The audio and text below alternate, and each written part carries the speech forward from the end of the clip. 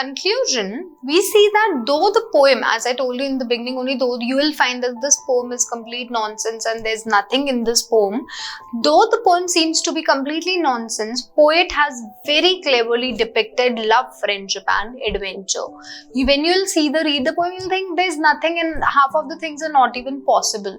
Okay, but the poet is so smart and he has very smartly shown how a love, how a friendship could be so better and so pure even between two creatures who are completely opposite to one another.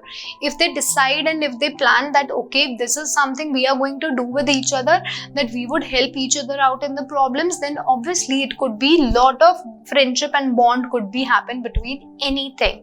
And together they can also have lot of good adventurous things, which Duck was missing in her life. She could have those things when she would be actually sitting on the back of Kangaroo.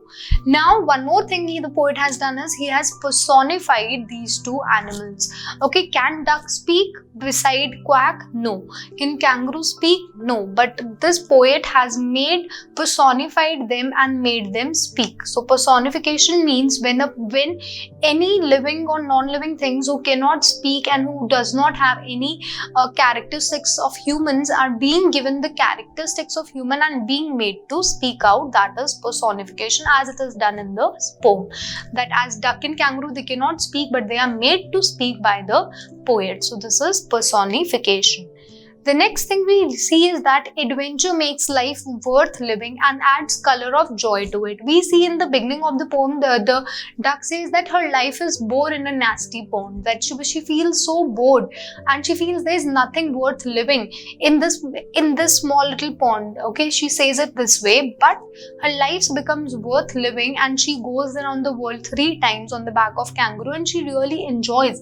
And it is not only the duck, but the Kangaroo is also enjoying equally. So if they have a lot of adventure, if they are able to do something, the same happens with human beings only. Imagine your life, if you have nowhere to go, you're just sitting at home, you don't do anything, your life is going to be bored. Imagine how a duck lives in the water and she does not do any activity. Okay, imagine your life, you have nothing to do, no television, no phone, no schools, no books, nothing. What you're going to do then? Your life will completely become a bore. So all the little things, even exams in your life are type of adventure. So everything in your life is a kind of adventure. Okay, and what adventure does is adventure makes your life worth living.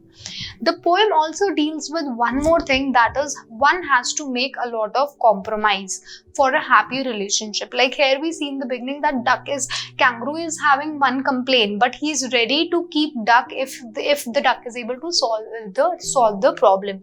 So Duck actually comes out with the solution and says we can do this, which clearly shows that in order to have a happy relationship, be it with whatsoever and whomsoever, you need to make little compromises in your life. Like your mother makes a lot of compromises. Your father also, he would actually compromise with his own deeds and he would actually give all the things to you.